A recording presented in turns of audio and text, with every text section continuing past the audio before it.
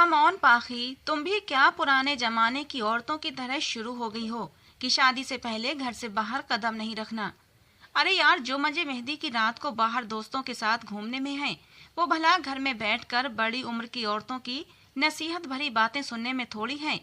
मैं कुछ नहीं जानती, बस तुम कल रात 2 बजे तक छत पर आ जाना और फिर वहीं से दीवार फलांग कर हम सब लड़कियां तुम्हें मेरी ही छत पर मिल जाएंगे। वहीं से हम गाड़ी में बाहर जाएंगे, आइसक्रीम खाएंगे और खूब एंजॉय करेंगे, ताकि ये रात हमारे लिए यादगार रहे। मेरी दोस्त सुनीता मेरी दोस्त ही नहीं बल्कि मेरी कजिन भी थी। पूरा बचपन हमारा एक साथ ही गुजरा था। मोहल्ले में रहने वाली बाकी सारी लड़कियां भी आपस में बहुत अच्छी दोस्त थीं।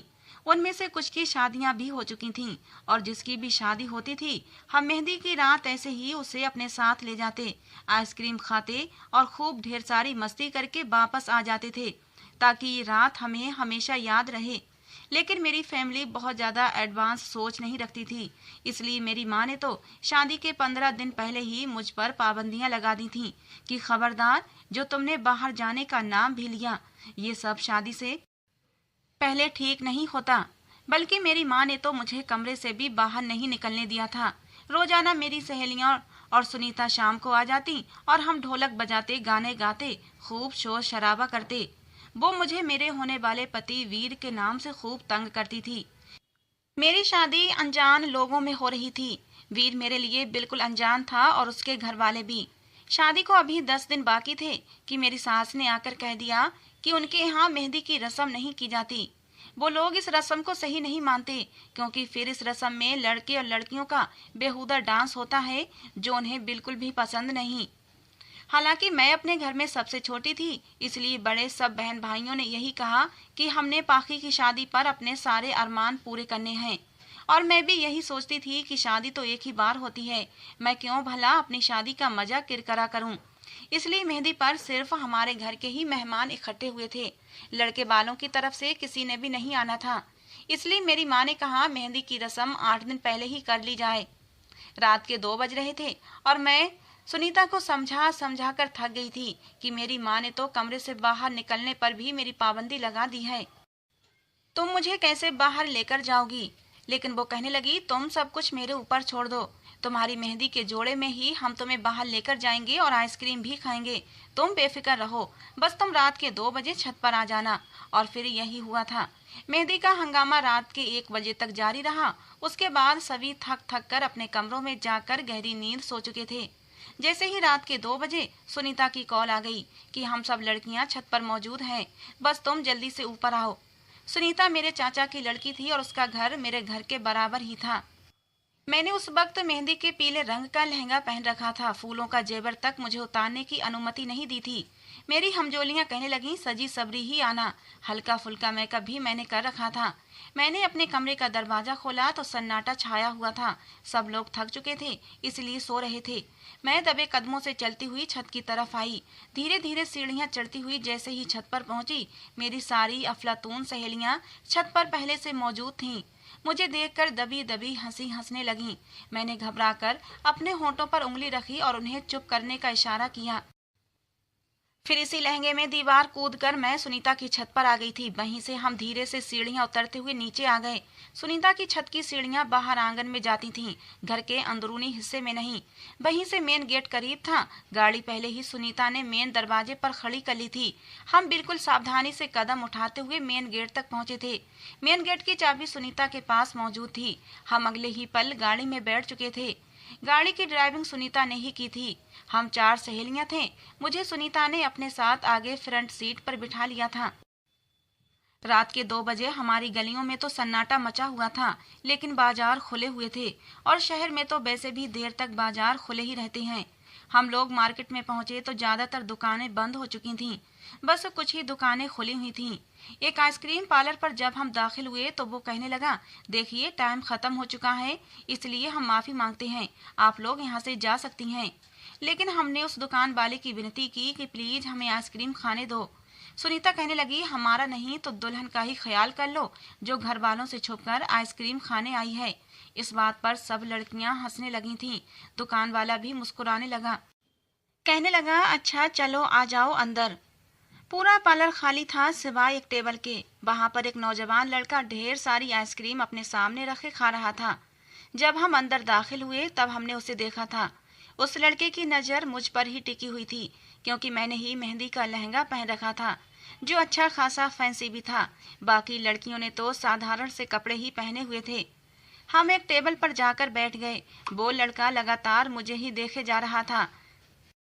आइसक्रीम जैसे तैसे खत्म हुई तो मैंने सुनीता से कहा, चलो यहाँ से, क्योंकि मुझे अब बेहद बेचैनी हो रही थी। इससे पहले कि हम उस आइसक्रीम पार्लर से बाहर जाते, वो लड़का भी उठा था और मेन दरवाजे के पास चला गया और वहां खड़ा हो गया। हम अभी अपनी कुर्सियों से उठ भी नहीं पाए थे जब उसने मेन गेट के पास खड़े होकर आइसक्रीम वाले को गुस्से से पुकारा। कहने लगा, बाहर निकलो और दुकान का शटर बंद कर दो। ये सुनकर तो हम सब लड़कियों की जान निकल गई थी। साथ ही उस लड़के ने अपनी जेब से पिस्तौल भी निकाल ली थी। ये देखकर हम सबके रंग उड़ गए थे। हम सब लड़कियां फौरन आइसक्रीम पार्लर के मेन दरवाजे पर चले गए। हमें लगा वो आदमी शायद दुकान लूटने आया है, इसलिए हमारा यहाँ से जल्द निकल जाना बेहतर है। हमने कहा, हमें यहाँ से बाहर जाना है। वो लड़का मेरी तरफ बढ़ा और कहने लगा, ऐसे कैसे जाने दूं तुम्हें? तुम्हारे हुस्न ने तो मेरे होश उड़ाए हैं। क्या कमाल लग रही हो। ये सुनकर मेरा दिल धड़कना भूल गया था। ये कहने के बाद उसने आइसक्रीम पार्लर के मालिक से कहा कि तुम बाहर जाकर शटर बंद करते हो या फिर मैं तुम्हारा भेजा उड़ा दूं। उसने अपनी पिस्टल को आइसक्रीम पार्लर के मालिक के सर की तरफ तान कर कहा था। आइसक्रीम वाला डर गया। मेरी दोस्तें भी घबरा गई थी। मेरा तो ये हाल था कि मैं तो रोने को थी। मैंने कुछ संभल कर कहा, तुम जानते नहीं हो कि मेरा भाई पुलिस में है। छोड़ दो मुझे, वरना मैं तुम्हें छोड़ूंगी नहीं, पुलिस के हवाले कर दूंगी। मुझे यही बहाना उस वक्त ठीक लगा था। ये सुनकर वो नौजवान हैरत से मुझे देखने लगा। कहने लगा, अच्छा तो तुम मुझे पुलिस के हवाले कर दोगी? उसने मुझे बाजू से पकड़कर पीछे किया और दरवाजे से हट गया।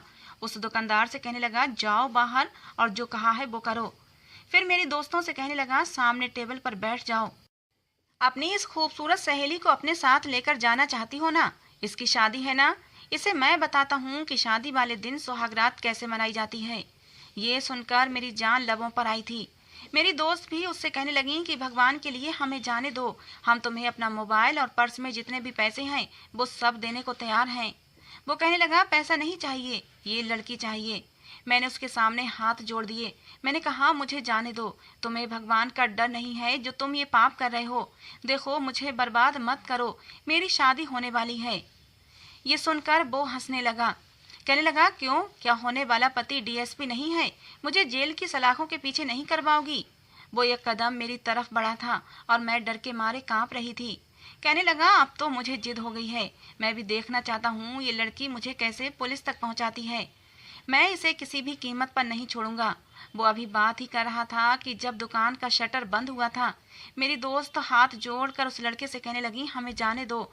तो उसने बंदूक उनकी तरफ तानी और कहने लगा, ज्यादा बकवास की ना तो तुम लोगों को गोली मार दूंगा। चुपचाप जाओ और टेबल पर बैठ जाओ। वो तीनों चुपचाप कोने में बने केबिन में चली गई थीं। वो लड़का मेरी तरफ बढ़ रहा था। मैंने कुर्सी उठाई और उसको मारने की कोशिश करने लगी, लेकिन उसने कुर्सी को पकड़कर एक तरफ फेंक दिया। कहने लगा, अगर तुमने कोई भी बदतमीजी करने की कोशिश की तो याद रखना, तुम्हारी इज्जत की अर्थी निकाल कर रख दूंगा। तुम्हें सुबह होने से पहले नहीं छोड़ूंगा, लेकिन अगर तुमने मेरी बात मान ली तो मैं तुम्हें जल्दी ही छोड़ दूंगा और तुम वापस अपने घर चली जाना और शादी मनाना। उसके शब्दों से और उसके अंदाज से लग रहा था जैसे वो नशे में है। कहने लगा, किसी को कानो कान खबर नहीं होगी। लेकिन मुझे ये बात मंजूर ही नहीं थी। मैं कैसे कोई पाप कर सकती थी? मैंने कहा, तुम मुझसे दूर रहो, मैं तुम्हें जिंदा नहीं छोड़ूंगी।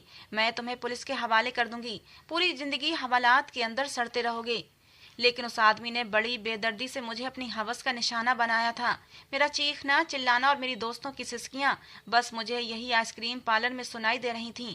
अपनी ख्वाहिश पूरी करने के बाद वो लड़का कहने लगा, अगर तुम ये सब कुछ शराफत से करने देती तो मैं तुम्हें छोड़ देता, लेकिन अब मैं तुम्हारी कमर पर कुछ ऐसी निशानी लगाऊंगा कि तुम्हारा पति शादी की रात ही उसे देखकर तुम्हारी हकीकत जान जाएगा। ये कहने के बाद उसने अपनी जेब से कोई नुकीली चीज निकाली थी। मैं उस वक्त वैसे भी बिल्कुल बेजान हो चुकी थी। उस आदमी ने मुझे अपने जुनून का निशाना बनाया था। मेरे अंदर इतनी हिम्मत ही नहीं थी कि मैं अपना बचाव कर सकती। उसने मेरी कमर के निचले हिस्से पर न जाने क्या लिखा था कि मैं दर्द से बिलबिला उठी थी। उसके बाद वो मेरी दोस्तों से कहने लगा, जाओ ले जाओ इसे। मेरी दोस्त मुझे गाड़ी तक लेकर गई थी। मुझे यहाँ आने पर अब पछतावा हो रहा था। काश कि मैंने अपनी माँ की बात न टाली होती, अपने दोस्तों की बात न मानती, रात के समय अपनी मेहंदी के जोड़े में बाहर न जाती। मेरी दोस्त भी अब बुरी तरह रो रही थीं और मुझसे माफी मांग रही थीं, लेकिन मैं चुपचाप गुमसुम बैठी हुई थी। अब सुबह के 4:30 बज चुके थे। सुनीता की छत से ही मैं अपनी छत पर गई और अपने कमरे में आ गई और अपनी किस्मत पर फूट फूट कर रोने लगी। मेरे दिल से अब उस लड़के के लिए बद्दुआएं निकल रही थीं, लेकिन कसूर तो मेरा भी था। मुझे इस समय जाना ही नहीं चाहिए था। सुबह तक मुझे तेज बुखार हो चुका था। मेरी माँ ये सब देखकर परेशान हो गईं। उन्हें लगा बुखार की वजह से मेरी ये हालत हुई है। ये दिन मेरे बड़े ही तकलीफ में गुजरे थे। सुनीता ने कहा था कि तुम किसी से कुछ मत कहना, किसी को कुछ भी पता नहीं चलेगा, और वैसे भी कुछ ही दिन में तुम्हारी शादी हो जाएगी। लेकिन भला मैं ये बात अपने पति से कैसे छुपा सकती थी? और फिर मेरी इज्जत दागदार करने के बाद उस आदमी ने न जाने मेरी कमर पर क्या लिखा था कि मेरा पति शादी की पहली रात ही मेरी हकीकत जान जाता। मेरी शादी होने वाली थी, लेकिन मेरी रंगत बिल्कुल पीली पड़ चुकी थी। मैं हर वक्त रोती रहती थी। मेरी माँ मुझसे मेरे रोने की वजह पूछती तो मैं कह देती कि आप लोगों से जुदा होने का गम है, लेकिन गम तो कुछ और ही था। मैं जानती थी अगर मेरे पति को पहली रात ही सब पता चल गया तो वो मुझे तलाक दे देगा। फिर मैं अपने घर वालों को क्या जवाब दूंगी? मेरे घर वाले मुझे ही भला बुरा कहेंगे कि तुमने हमारी नाक कटा दी, हमारी इजाजत के बगैर रात को क्यों गईं? हालांकि मेरी दोस्तों का यही प्रोग्राम रहा कि शादी के बाद भी वो रोजाना आती और मेरा दिल बहलाने की कोशिश करती रहीं। कहती किसी को शक नहीं होगा, लेकिन सन्नाटा तो मेरे दिल के अंदर था, जो किसी भी पल कम नहीं होता था। उस लड़के के लिए मेरे दिल से हर पल बद्दुआएं निकला करती थीं। भगवान करे वो मर जाए, या उसके साथ कुछ ऐसा हो कि वो पूरी जिंदगी तड़पता रहे, तकलीफ बर्दाश्त करता रहे, रोए, मौत मांगे, लेकिन उसे मौत भी ना मिले। मैं जितनी बद्दुआएं उसे दे सकती थी दे रही थी। उस लड़के ने मेरी जिंदगी बर्बाद करके रख दी थी। मैं जानती थी कि मेरी शादी का अंजाम क्या होने वाला है। जैसे जैसे मेरी शादी के दिन करीब आ रहे थे, मुझ पर एक डर सवार था। शादी के दिन भी मैं दुल्हन बनी बैठी थी, लेकिन डर के मारे कांप रही थी। सब लोग हंस रहे थे, बातें कर रहे थे, मेरी तारीफें कर रहे थे, लेकिन मैं चुप थी। हालांकि मैंने वीर को पहले नहीं देखा था, बस एक बार उसकी तस्वीर देखी थी। शादी से कुछ दिन पहले तक मुझे अपने पति को देखने का बहुत शौक था।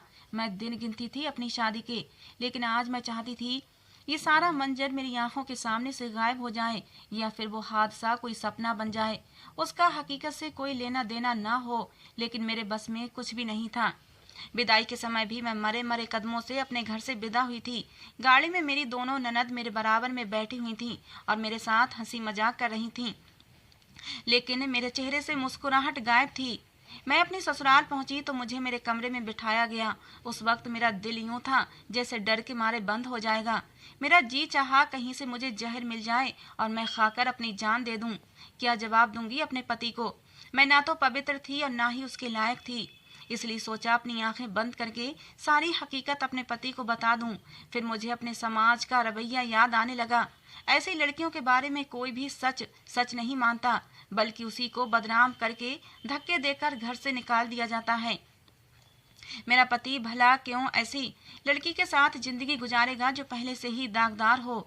और मैं ये भी नहीं कह सकती थी कि इसमें मेरा कोई दोष नहीं था। मेरा दोष बस ये था कि मुझे रात के समय बाहर नहीं जाना चाहिए था। मैं यही सोच रही थी कि तभी कमरे का दरवाजा खुला और वीर अंदर दाखिल हुआ। मैंने एक नज़र उसे देखा। काफी सीरियस नौजवान लग रहा था। बड़ी खामोशी से आकर मेरे सामने बैठ गया। मैं अपने अंदर हिम्मतें जमा करने की कोशिश कर रही थी कि उसे सच बता दूं, फिर चाहे मुझे जो मर्जी सजा दे, मैं उस सजा को स्वीकार कर लूंगी, लेकिन उसके साथ धोखे का रिश्ता नहीं निभाऊंगी। लेकिन मेरे कान में बार बार अपने दोस्तों की बातें गूंज रही थीं, जो कह रही थीं कि अपने पति को कभी भी इस हादसे के बारे में मत बताना। वो कभी भी तुम्हारी बात का विश्वास नहीं करेगा। इसे एक हादसा समझकर भूल जाना। हो सकता है कि उसे कभी पता ना चले और तुम्हारी जिंदगी से ये कांटा निकल जाए, लेकिन अगर तुमने उसे सच बता दिया तो मुमकिन ही नहीं कि तुम्हारी जिंदगी में बहार आए। फिर सिवाय उदासी और बदनामी के कुछ नहीं मिलेगा। मेरा मन समझ नहीं पा रहा था क्या करे, क्या सुनीता की बात मान लूं या फिर वो करूं जो मेरा दिल कह रहा है। मेरा दिल कह रहा था कि झूठ मत बोलो, सच बता दो, लेकिन मेरी जबान कुछ भी बोलने के लिए तैयार ही नहीं थी। मेरे दिमाग में सारे शब्द गुड़मुड़ हो चुके थे। लगता था कि मेरे पास कहने के लिए शब्द ही नहीं बचे। क्या कहती, कहाँ से शुरू करती। मैं अपनी सोचों के ताने बाने बुन रही थी जब मेरे ठंडे हाथ पर वीर के गर्म हाथ पड़े थे। मैं एकदम से चौंक गई थी। मुझे समझ नहीं आ रहा था क्या करूं। उसने मेरा हाथ थामा और अपने होठों पर लगा लिया। कहने लगा, जब तुम्हारी तस्वीर देखी थी तो तुम मुझे बहुत अच्छी लगी थी। फिर तुम्हारे बारे में जब मेरी बहनों ने मुझे बताया तो मैं जाने अनजाने तौर पर तुमसे मोहब्बत करने लगा था। कुछ हमारे रिश्ते का भी असर है कि मेरा दिल तुम्हारी तरफ खींचने लगा। कुछ तुम मेरी आइडियल भी थी, इसीलिए मैं तुम्हें पसंद करता हूँ। ये कहते हुए उसने मुझे मुंह दिखाई की अंगूठी पहनाई थी। कहने लगा, मेरी ख्वाहिश है कि तुम ये अंगूठी कभी मत उतारना। वो जैसे जैसे बोल रहा था मेरा दिल ऐसे लग रहा था जैसे कोई मुट्ठी में दबोच रहा है। मेरा पति मुझसे मोहब्बत करता था और हर औरत की तरह मैं भी यह चाहती थी कि मेरे पति की मोहब्बत में कमी न आए। लेकिन अगर मैं उसे सच बता देती तो वो यकीनन उसका व्यवहार मेरे लिए बदल जाता। वो मुझसे प्यार मोहब्बत की बातें कर रहा था, लेकिन मेरा दिमाग कुछ और ही सोच रहा था। धीरे धीरे उसने मेरी ज्वेलरी उतारना शुरू की, लेकिन ऐसे मौके पर भी मेरे चेहरे पर कोई मुस्कुराहट नहीं थी। उसने लाइट बंद की और नाइट बल्ब जला दिया, लेकिन इस हल्की रोशनी में भी मुझे लगा कि जैसे मेरा राज अब खुल जाएगा। हालांकि वो मुझे धीरे धीरे अपने प्यार का विश्वास दिला रहा था। कहने लगा, शादी का रिश्ता सदियों से चला आ रहा है। ये बहुत ही पवित्र रिश्ता होता है जो एक अनजान लड़की और लड़के को बेहद करीब ले आता है। मैंने कहा, ये वाली लाइट भी बंद कर दें। कहने लगा, नहीं, इतनी लाइट रहने दो, मुझे बिल्कुल अंधेरे में नींद नहीं आती। लेकिन जैसे ही उसने मुझे अपनी बाहों में लेकर मेरी कमर को छुआ, उसका हाथ उसी जगह लगा जहां मेरा जख्म लगाया गया था। उस गंदे आदमी ने पता नहीं किस चीज से ये निशान लगाया था। जख्म बहुत ही गहरा था और इत्तेफाक ऐसा था कि वीर का हाथ सीधा उसी जख्म पर पड़ा था।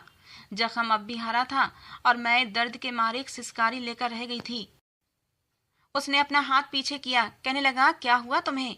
मैंने कहा, चोट लग गई थी। मेरी दोस्त मेहंदी के फंक्शन में मेहंदी की प्लेटों में मेहंदी पर मोमबत्तियां लगाए हुए थीं। वो मेरे पीछे ही खड़ी थीं कि अचानक से जलती मोमबत्ती से मेरा लहंगा थोड़ा सा जल गया था और मेरी कमर भी जल गई और ये जख्म लग गया। ये सुनना था कि वीर उठकर बैठ गया। उसने लैंप की रोशनी तेज कर दी। कहने लगा, फिर तो तुम्हें बहुत तकलीफ हो रही होगी। ऐसा करो, तुम कोई भी सादा से कपड़े पहन लो। उतारो इन भारी भरकम कपड़ों को जो तुम्हारे लिए तकलीफ का कारण बन रहे हैं। ये सुनकर मैं घबरा गई थी। मैं उठकर बैठ गई। वो कहने लगा, लाओ दिखाओ जख्म कहाँ है। ये सुनकर मैं और भी ज्यादा डर गई। मैं कैसे दिखा सकती थी। उस लड़के ने यही तो कहा था कि जब तुम्हारा पति देखेगा तो जान जाएगा कि तुम्हारे साथ क्या हुआ है। मेरा दिल बुरी तरह से घबरा रहा था। मैं उठकर खड़ी हो गई। मैंने कहा, मैं कपड़े बदल कर आती हूँ।